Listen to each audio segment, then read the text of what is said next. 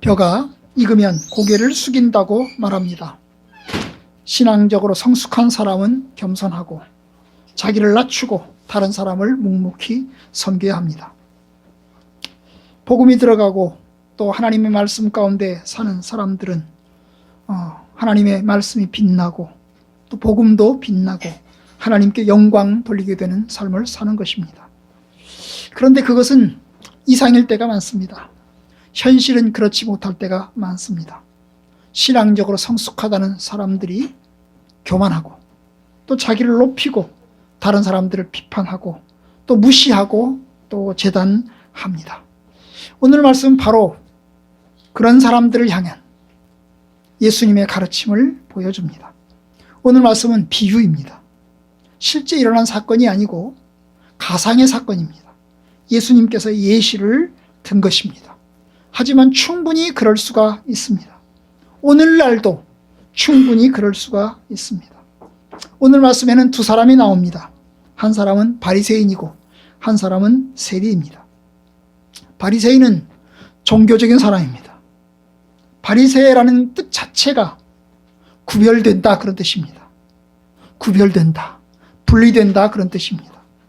율법을 지키는 것 때문에 다른 사람들과 분리돼서 산다는 거예요. 내가 하나님의 말씀을 지키는 것 때문에 내가 다른 사람들처럼 살지 않겠다 그 말입니다. 이 바리새인들은 이제 이스라엘 백성들이 바벨론 포로로 끌려가서 망한 다음에 이제 신구약 중간기 시대에 생겨났습니다.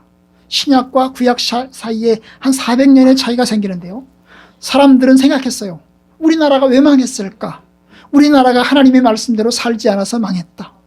그래서 일단의 사람들이 생겨났습니다. 우리가 하나님 말씀대로 살자. 그래야 우리나라를 회복시켜 주지 않겠냐. 이 사람들, 마카비 혁명 때 BC 한 150년, 160년 어간에 이 사람들이 일단의 사람들이 생겨났습니다. 우리가 하나님 말씀대로 살자. 하나님의 뜻대로 살자. 그래야 우리나라가 회복될 것이다. 그래서 그들은 이스라엘이 하나님 말씀을 안 지켜서 패망했다는 사실을 생각하고 그들이 하나님께 회개하면서 율법을 지키는 일에 몰두하기로 헌신했습니다. 올바른 생각, 아주 지극히 선한 생각에서 출발한 것입니다. 그래서 그들은 흠없는 삶을 살기로 서야겠습니다. 율법의 규정대로, 율법의 규례에 따라 가감없이 다 지키자. 철저하게 다 지키자. 그래서 그들은 철저하게 율법을 지키기로 서약하고 맹세한 사람들이었습니다. 그들은 로마 제국과도 협력하지 않으려고 했어요. 왜냐하면 이 당시에, 이 신구약 중간기 당시에 어떤 사람들은 율법의 규정대로 온전히 하나님께만 섬기는 일을 하지 않고 어때요? 다른 사람들과 타협했어요. 이 다른 사람들이 뭡니까? 바벨론, 페르시아, 그 다음에 헬라, 그리스, 그 다음에 로마 제국까지 4대에 걸쳐서 4개 제국에 걸쳐서 이스라엘 나라가 철저히 침략당했기 때문에 그들은 살기 위해서 어떤 사람들은 그들의 나라와 손을 잡아야만 했습니다. 마치 우리나라식으로 말하면 친일파지요. 이 친일파처럼 그들과 함께 손을 잡아서 그들의 정책에 수용해주고 따라주고 그런 삶을 살았던 사람들도 있었습니다. 여러분 신약성경에 나오는 사람들 중에 사두개파가 있어요. 사두개파. 신약성경에 사두개인이 나오는데요. 이 사두개파는 그런 사람들입니다. 그들은 예루살렘 성전을 장악한 제사장들이었습니다. 여러분 하나님을 섬기겠다고 성전을 섬기겠다고 철저하게 하나님 중심적으로 살겠다고 사는 사람들이 사두개파 아닙니까? 요즘 말로 말하면 목사님들 아닙니까? 그런데 그들은 자기 성전을 지키기 위해서 철저하게 로마 제국과 손을 잡습니다. 철저하게 헬라 제국과 손을 잡습니다. 왜냐? 그들에게 잘 보여야 성전이 침탈당하지 않으니까 그들에게 손을 잘 보이면서 도와줄 건 도와주고 그러면서 성전을 지켜나가는 겁니다. 그런데 바리새인들은 온전히 하나님의 율법에 따라서 하나님 말씀에 따라서 외세와도 타협하지 않고 철저하게 율법에 따라서 살기로 작정한 사람들이었습니다. 그 당시 얼마나 존경받는 사람들이었어요. 여러분 그 사람들은 매우 존경을 받았습니다. 검소하게 살았고 그 다음에 철저히 율법에 따라 살았기 때문에 사람들에게 존경을 받았습니다. 사람들에게 영향을 많이 주기도 했죠. 바로 그게 바리새인입니다. 그런데 오늘 또 한 사람이 나오죠. 바로 세리입니다. 세리는 아시는 대로 세금을 징수하는 관리입니다. 당시엔 로마 제국 하에 영향이 있었기 때문에 로마 제국의 앞잡이로 인식됐습니다. 로마 제국에서 각종 인두세, 각종 목적세 이런 세금을 조달하라고 지시를 내리면 이들은 사람들로부터 세금을 받아냈습니다. 사람들이 힘들고 어렵다고 해도 경제적으로 잘 사는 사람들이 있지만 못 사는 사람들도 많았기 때문에 그 못 사는 사람들로부터도 세금을 걷어내야만 했어요. 얄짤없이 걷어내야 했어요. 세금을 안 내면 밭을 차압하고 세금을 안 내면 심지어 그들의 자녀까지 잡아가기도 했습니다. 얼마나 잔인하고 잔인한지 모릅니다. 그러면서 또한 한편으로는 자기 이익과 자기 기득권을 누렸던 사람들입니다. 그래서 자기 한쪽으로는 로마에게 아부하면서 세금을 걷고 그리고 한편으로는 자기의 재산을 불리는 사람들이었어요. 요즘 말로 말하면 친일파죠. 친일파 관리겠죠. 바로 그 세리가 오늘 등장을 합니다. 율법 규정과는 관계가 없고 율법을 지키는 것과 관계없고 오히려 오로지 뭡니까? 로마의 명령에 따라서 살아가는 사람들이었습니다. 여러분, 그런데 이 두 사람이 오늘 말씀에 의하면, 예수님 말씀에 의하면 이 두 사람이 성전에 올라갔습니다. 10절, 두 사람이 기도하러 성전에 올라가니, 이 두 사람이 뭐하러 갔다고요? 기도하러 갔습니다. 기도하러 갔어요. 여러분, 성전은 하나님께 예배드리는 곳입니다. 요즘 말로 말하면 교회당이겠죠. 그런데 그 당시에는 이 성전이 굉장히 넓었기 때문에 여러분, 성전에는 여러 가지 자격 등급에 따라서 말하자면 이게 공간 배치가 되어 있었습니다. 가장 깊은 곳인 지성소는 대제사장이 1년에 한 번 들어가는 곳이었어요. 그 다음에 성소, 소위 거룩한 내실이라고 할 수 있는 곳은 제사장만이 들어갈 수 있었습니다. 성전의 마당은 남자들만이 들어갈 수 있었습니다. 남자들이 아닌 여자들은요, 여자들이 들어갈 수 있는 또 외부의 뜰이 있었습니다. 그래서 여러 가지 층으로 나눠져 있었습니다. 그런데 여러분, 이 두 사람이 성전에 올라갔어요. 제사장은, 이 바리새인은 바리새인대로, 사두개, 이 세리는 세리대로 성전에 올라갔어요. 뭐 때문에요? 기도하러. 아마 이 기도가 공적인 기도인지 사적인 기도인지 명확치 않아요. 왜냐하면 공적인 기도는 안식일 같은 데는 공적인 기도잖아요. 그죠? 공적인 예배잖아요. 그런데 아마 사적인 기도일 수 있습니다. 사적인 기도는 정해지긴 했어요. 하루에 3번씩 아침, 오후, 저녁 이렇게 정해지긴 했지만 어쨌든 사적으로 하는 것입니다. 사실 그들은 그 기도는 성전에 가지 않아도 할 수 있습니다. 어디서나 할 수 있어요. 성전을 향해서 기도할 수 있습니다. 그런데 어쨌든 이들이 기도하러 성전에 올라갔어요. 성전에 올라갔다는 말은 예루살렘에 살고 있는 사람들이겠죠. 왜냐하면 예루살렘에서 멀리 떨어진 사람들은 성전에 갈 수 없기 때문에 아마도 이 사람들은 성전 가까이 있는 예루살렘 안에 있는 사람들이었을 겁니다. 어쨌든 충분히 기도하러 올라갔다는 점에서 이해가 됩니다. 공통점은 기도하러 간 것입니다. 그런데 어떻게 기도할까요? 기도하러 올라가서 기도하는데 11절 바리새인이 먼저 기도하는 내용이 나옵니다. 바리새인은 서서 따로 기도하여 이르되 하나님이여 나는 다른 사람들 곧 토색, 불의, 간음하는 자들과 같지 아니하고 이 세리와도 같지 아니함을 감사하나이다. 나는 일회에 2번씩 금식하고 또 소득의 11조를 드리나이다. 여러분, 이 사람 바리새인의 기도 어떻습니까? 그는 감사의 기도를 드립니다. 다른 사람들과 같지 않음을 감사합니다. 죄인들과 같지 않음을 감사합니다.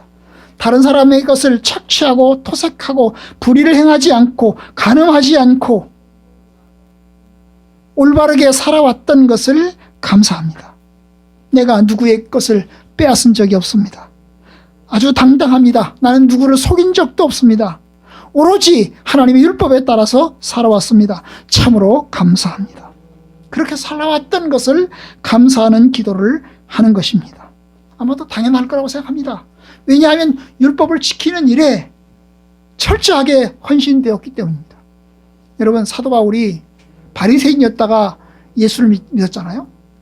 바리새인이었다가 그 사람이 예수를 믿고 주님의 사도가 되었습니다. 자기가 바리새인이 되었던 시절에 자기는 율법을 지키는 일에 최선을 다했다고 얘기를 했어요. 사도 바울은 자기는 율법을 지키는 일에 최선을 다했다. 나는 율법을 어긴 적이 없다. 심지어 나는 율법을 어긴 적이 없다고까지 얘기를 했어요. 얼마나 완벽하게 완전 무결하게 율법을 지키려고 몸부림쳤는지를 보여주는 것입니다. 일반 사람들과는 비교가 되지 않습니다. 저희들과는 비교가 되지 않습니다. 율법을 지키는 일에 철저하고 완벽하게 헌신된 사람이었습니다. 아마 이 바리새인도 마찬가지일 것입니다. 율법을 지키는 일에 헌신되었기 때문에 죄된 것, 흠된 것 한 적이 없습니다. 오직 유익된 것, 하나님을 영화롭게 하는 일에 힘썼습니다. 이것을 그는 고백합니다. 게다가 그는 말합니다.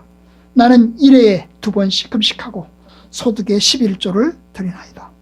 여러분, 바리새인들은 금식을 했는데 다른 사람들과는 달리 여러분 일주일에 2번씩 금식을 했어요. 대단합니다. 왜냐하면 구약성경에서 명령한 금식은 1년에 하루입니다. 하나님께서 명령하신, 유대인들에게 명령하신 금식은 1년에 하루입니다. 1년에 하루예요. 언제요? 속죄일날. 속죄일날 1년 동안의 죄를 회개하는 기도를 하면서 그들은 금식했어요. 그런데 바리새인들은 그 성경의 규례보다도 더 열심히 나가서 구약의 율법의 규례보다 훨씬 더 나가서 그들은 일주일에 2번씩 금식을 했단 말입니다. 대단하죠. 고정적으로 월요일과 목요일에 그들은 이틀 동안 금식을 했습니다. 원래 금식이라는 것은 하나님 앞에서 회개하며 간구하는 행위이죠. 목숨을 걸고 하나님께 기도하는 것입니다. 그런데 바리새인들은 이 2번 금식의 전통을 만들어서 그것을 지키고 있습니다. 게다가 소득의 11조를 드린다고 말합니다. 소득의 11조는 율법이 명한 것입니다. 하나님께서 명령한 것이니까 지켜야 되는 거죠. 그런데 바리새인들은 지켜냈어요. 얼만큼 지켜냈냐? 마태복음 23장에 보면 예수님께서 바리새인들을 비난하면서 하시는 말씀이 나오는데 박하와 유향과 채소까지 11조를 바쳤다고 했어요. 박하와 유향과 채소까지 11조를 뜯어왔어요. 다른 말로 말하면 산에 가서 풀 뜯어오면 그 풀 뜯어온 풀의 10분의 1도 바쳤다는 거예요. 에? 밭에 가서 여러분 사과를 따오면 그 사과를 딴 것의 10분의 1도 하나님 앞에 바쳤다는 거예요. 얼마나 완벽하고 철저한지 몰라요. 우리에게 그런 사람이 있습니까? 그렇게 철저하게 완벽하게 지키는 사람이 있습니까? 그런 사람 없습니다. 그런 사람 없어요. 그런데 바리새인들은 그것까지 했어요. 그것까지 했어요. 그런데 바울은 여러분, 바리새인들은 그 기도를 하면서 나는 그것도 했습니다. 나는 1회에 2번씩 금식하고 소득의 11조도 드립니다. 여러분, 이 기도를 보시면 무슨 느낌이 드세요? 얼마나 당당한지, 그죠? 하나님께 감사하는 마음, 한편으로 당당한 마음. 하나님, 내가 이것도 했습니다. 하나님, 내가 이것도 했습니다. 하나님, 내가 또 이것도 했습니다. 하나님, 잘했죠? 잘했죠? 이런 모습이 느껴집니다. 감사와 자신감을 표현합니다. 이 바리새인이 하나님께 기도하는 게 있나요? 하나님, 내가 부족합니다. 하나님, 나를 도와주세요. 이런 하나님의 은총을 구하는, 하나님 주여 은총을 베풀어 주옵소서, 이런 기도는 없죠.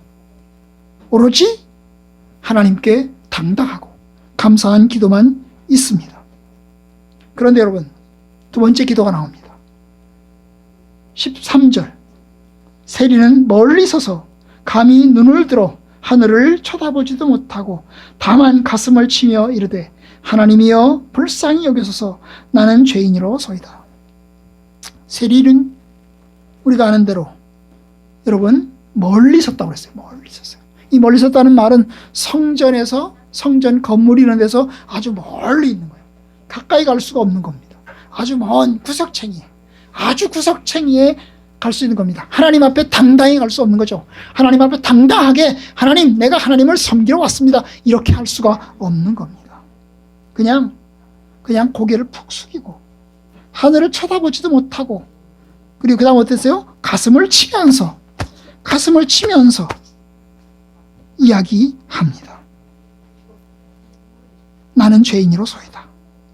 나는 죄인이로소이다. 나를 불쌍히 여기소서. 이것이 세리의 기도입니다. 세리는 자기 자신을 철저하게 죄인으로 생각하고 있어요. 하나님 앞에서 죄인이고, 사람들 앞에서 죄인이고, 민족 앞에서 죄인입니다. 동족을 배신하고 로마 제국의 앞잡이로 살았습니다. 세금을 이용해서 자기 이익을 챙기며 살았습니다. 하나님의 뜻대로 성실하게 살지 못했습니다. 하나님의 뜻 가운데서 하나님의 율법대로 살지 못했습니다. 하나님의 율법에 의하면 이웃을 사랑하라고 했습니다.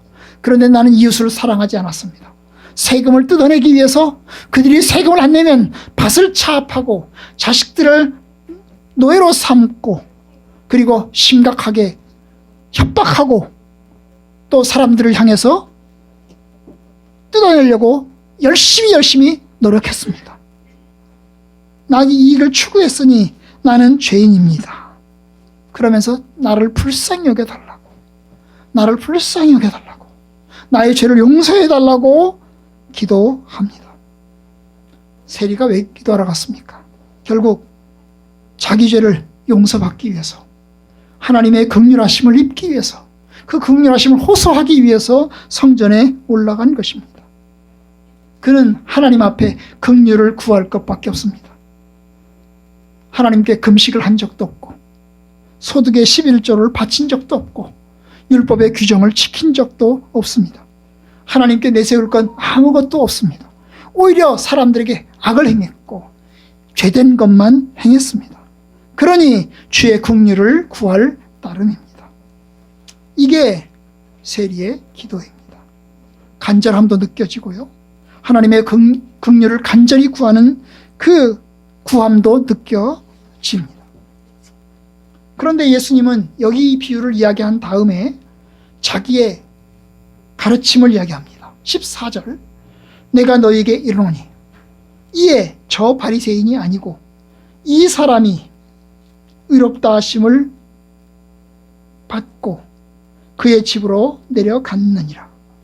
예수님 말씀은 굉장히 상상을 초월합니다. 우리의 예상을 초월합니다. 우리 예상과 빗나갑니다.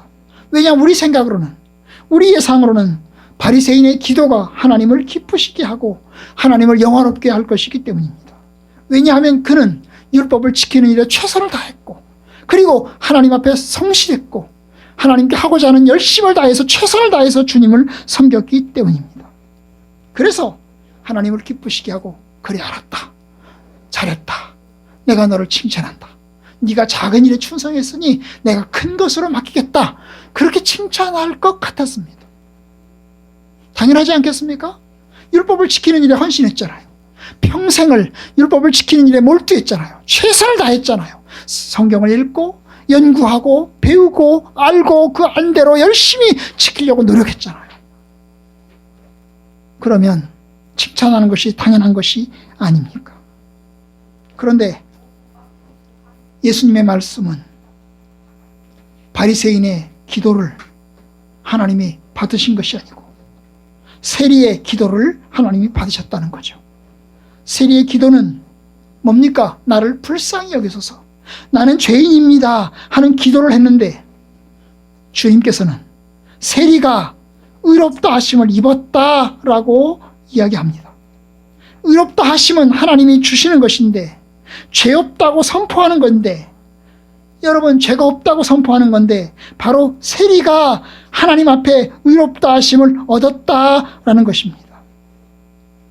사실 여러분, 바리새인은 불의한 죄를 행하지 않았기 때문에, 하나님을 경외하는 삶을 살았기 때문에 11조를 바치는 일에도 100점이고 율법을 지키고 금식하는 데도 100점이기 때문에 온전히 하나님의 뜻대로 살았기 때문에 하나님 말 안 해도 의롭다 하심을 입을 것입니다. 그런데 여러분, 성경은 말합니다. 저 바리새인이 아니고 이 사람이, 이 세리가 의롭다 하심을 입었다.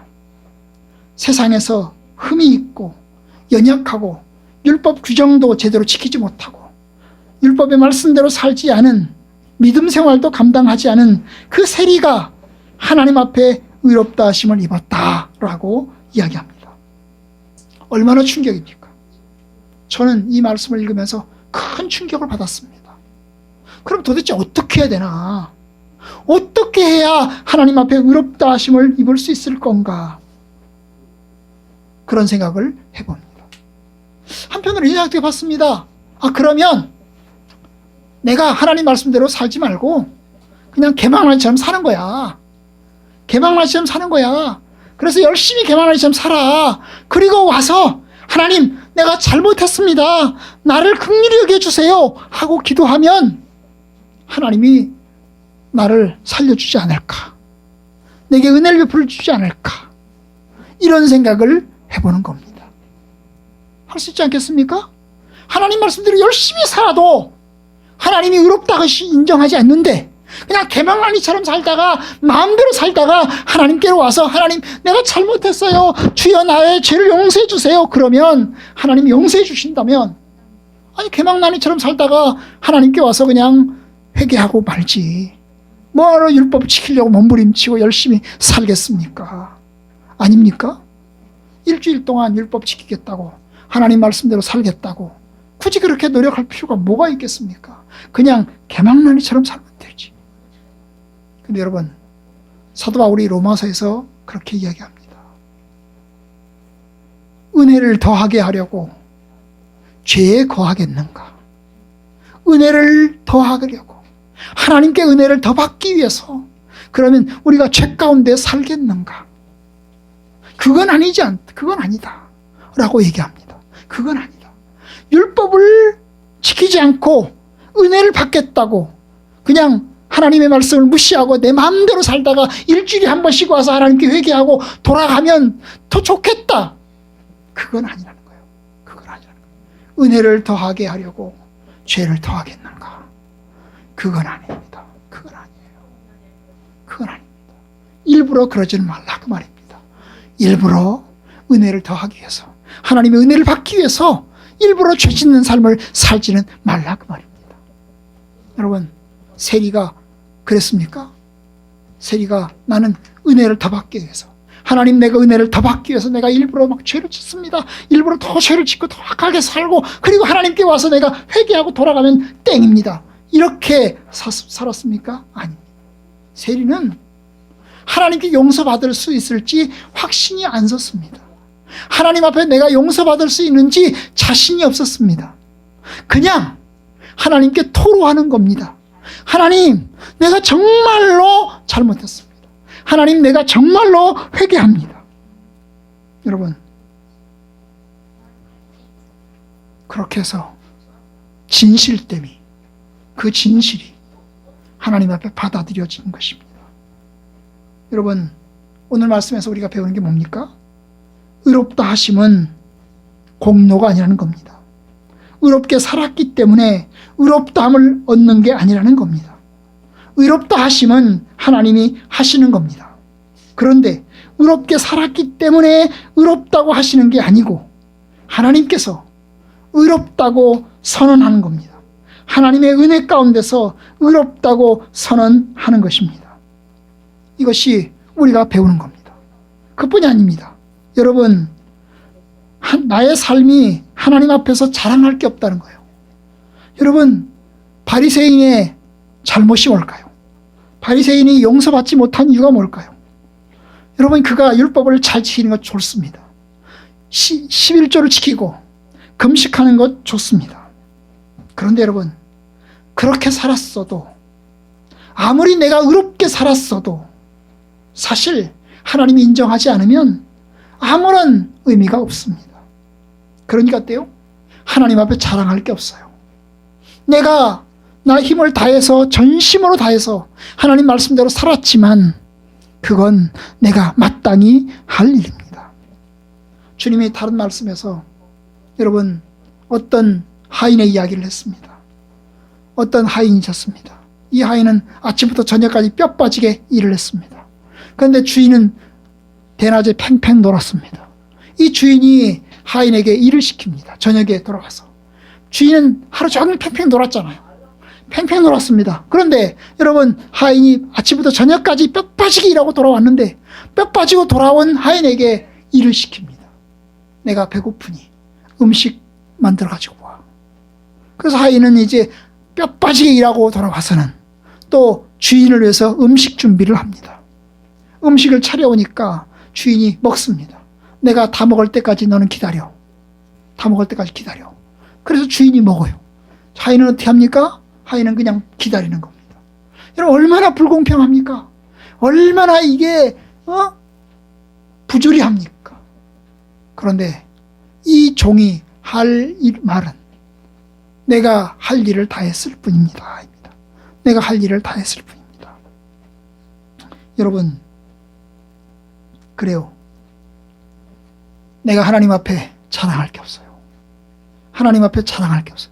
내가 힘을 다해서 수고하였지만 나는 하나님 앞에 자랑할 게 없습니다.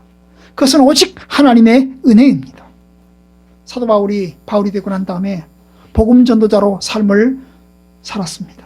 그는 가난하게 살았고 고난과 십자가를 받으면서 전도자의 삶을 살았습니다. 열심히 살았습니다. 정말 최선을 다해서 살았어요. 온갖 고난과 수고를 다 감당했어요. 다른 사람들은 떳떳하게 다른 사람들 요구해 가면서 복음을 전할 수 있었습니다. 그런데 바울은 자기가 일해가면서 자비량으로 일을 해가면서 복음 전도를 하면서 살았습니다. 바울은 이야기를 했어요. 고린도전서 15장에 보면 내가 힘을 다해서 수고했지만, 내가 최선을 다해서 수고했지만 그것은 내가 한 것이 아니고 나와 함께 하신 하나님의 은혜로라. 하나님의 은혜로라. 바울은 그걸 고백했습니다. 여러분, 바로 그겁니다. 우리가 배우는 게 그거예요. 우리가 열심히 섬겼어도 하나님 앞에서는 자랑할 게 없습니다. 오로지 하나님의 은혜 덕분에 감당했습니다. 하나님의 은혜 덕분에 내가 감당했어요. 하나님의 은혜가 아니면 내가 못했을 겁니다. 오직 하나님께 영광을 돌립니다. 사실 바울이 이 바리새인이 하나님 앞에 기도할 건 그런 기도를 했어야 되는 거죠. 하나님, 내가 최선을 다해서 했습니다마는 내가 부족한 것이 많습니다. 여전히 나는 부족하고, 하나님, 나는 여전히 약하고, 하나님, 나는 여전히 허물이 많습니다. 주님, 내가 최선을 다하려고 노력했지만 오직 그건 하나님의 은혜 덕분이었습니다. 내가 자랑할 것이 아무것도 없습니다. 바리새인이 그렇게 기도했다면 하나님께서 그를 용납하셨을 겁니다. 그런데 바리새인은 자기를 자랑했어요. 자기를 높였습니다. 자기를 당당하게 내세웠습니다. 그런데 여러분, 하나님 앞에 의롭다 할 사람, 하나님 앞에 당당하게 내세울 사람 없습니다. 아무리 내가 의롭다고 주장해도, 큰 소리 쳐도 하나님께서 인정하지 않으면 아무런 의미가 없는 것입니다. 그래서 예수님께서 마지막에 한마디를 더 붙이십니다. 이렇게 붙이죠. 무릇 자기를 높이는 자는 낮아지고 자기를 낮추는 자는 높아지리라. 결국 바리새인이 의롭다 하심을 얻지 못한 것은 의롭게 살았기 때문이 아닙니다. 자기를 높였기 때문입니다. 교만했기 때문입니다. 나는 충분히 의롭다함을 얻을 수 있습니다. 내가 의롭게 살았기 때문입니다. 바리새인의 기도는 바로 이런 행위에서 나왔던 것입니다. 내가 의롭게 살았기 때문에 나의 행위는 당연히 하나님이 연락해 주실 것이다. 그래서 나는 옳다. 나는 잘했다. 이것이 교만을 낳았고 결국 하나님 앞에 인정받지 못했습니다. 여러분, 그래요. 그가 하나님께 인정받지 못한 것은 의롭게 살았기 때문이 아니고, 의롭게 살았다고 생각했고, 의롭게 살았다고 생각하기 때문에 교만했고, 교만했기 때문에 다른 사람을 무시했고, 그렇기 때문에 그는 하나님 앞에 의롭다 하심을 얻지 못했습니다. 반면 세리는 자기가 죄인인 걸 깨달았기 때문에, 자기가 정말로 죄인이잖아요. 정말로 연약하잖아요. 그 연약함을 알았기 때문에 하나님 앞에 통회하면서 용서를 구했습니다. 아무런 자랑도 하지 못했습니다. 하나님 앞에 내세울 것 아무것도 없었습니다. 그러니 낮아질 수밖에 없었습니다. 결국 그것이 하나님 앞에서 두 사람의 차이를 만들어낸 것입니다. 여러분, 주님이 가르치신 가르치심, 결국 자신을 낮춰라, 겸손하라. 네가 오래 잘 살았어도, 네가 율법을 잘 지켰어도 겸손하라. 왜냐하면 여러분, 하나님 앞에 내세울 것 우리가 아무것도 없습니다. 내가 남보다 더 열심히 더 거룩하게 살았어도 하나님 앞에 내세울 것이 없습니다. 왜냐하면 본질상 우리는 죄인이고 하나님의 은혜 덕분에 이렇게 살았던 것입니다. 우리가 하나님 말씀 가운데 살았다면 그것도 하나님의 은혜 덕분입니다. 우리가 어떻게 나아가야 될까요? 바리새인은 자기의 의를 붙들고 세리는 하나님의 은혜를 붙들었습니다. 하나님의 의롭다 하심은 나의 행위의 결과가 아니고 하나님의 은혜의 선물입니다. 여러분, 우리는 연약합니다. 우리는 참으로 연약합니다. 그런데 여러분, 우리는 공적을 붙들기가 쉬워요. 하나님을 바라고 하나님의 긍휼을 구하고 하나님 앞에 우리 연약함을 토로하고 하나님의 은혜를 구해야 되는데 하나님의 은혜를 구하지 않고 우리 자신을 내세울 때가 많아요. 누가 그와 같은 연약함에 빠질까요? 바리새인 같은 사람들이겠죠. 바로 저 같은 사람들입니다. 목사인 사람들, 장로인 사람들, 성실하게 하나님 말씀대로 잘 살아간다고 생각하는 사람들이 그와 같은 오류에 빠지기가 쉬운 거죠. 그냥 일반인들은 아마 그와 같은 오류에 잘 빠지지 않을 겁니다. 왜냐하면 연약한 줄 알아요. 우리가 세상에서 때묻고 연약하고 부족하니까 우리는 자랑할 게 없어요. 하나님 앞에 자만할 게 없어요. 그런데 저 같은 사람은 참으로 오류에 빠지기가 쉬운 것입니다. 여러분, 아까 말씀드렸던 것처럼 곡식이 익으면 고개를 숙여야 합니다. 그런데 익은 곡식이 고개를 더 쳐들고 나를 봐달라, 내가 잘 익었다 자랑하는 것과 같습니다. 예수님이 세상에 오실 때 그는 영광스럽게 오지 않았습니다. 가난한 자의 처지에서 오셨습니다. 학대당하는 자의 처지에 서셨습니다. 그는 아무 죄 없이 죄인으로 낙인 찍혀서 십자가를 지셨습니다. 그는 죄인으로 낮아지셨고 죄인 취급을 당하셨고 죄인의 한 사람으로 서셨습니다. 하나님이시지만 사람이 되셨고 죄가 없으시지만 죄인으로 서셨습니다. 그리고 십자가를 통해서 우리의 죄를 대속하셨습니다.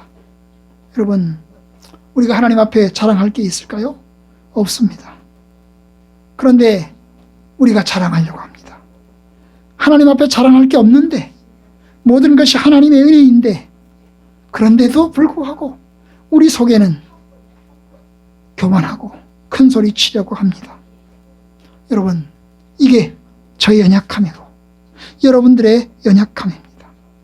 우리가 이렇게 기도해야 되는 거죠. 하나님, 나는 의롭지 않습니다. 하나님, 나는 예수님만을 의지합니다. 주님, 나는 연약합니다. 나는 부족합니다. 오직 주님만을 의지합니다. 여러분, 신앙은 누가 더 나은가가 아니고 누가 하나님을 더 붙드는가입니다. 누가 더 올바르게 살아는가가 아니고 누가 더 하나님의 은혜 앞에 겸허하게 나아가는가입니다. 여러분, 우리의 삶 가운데 하나님을 의지합시다.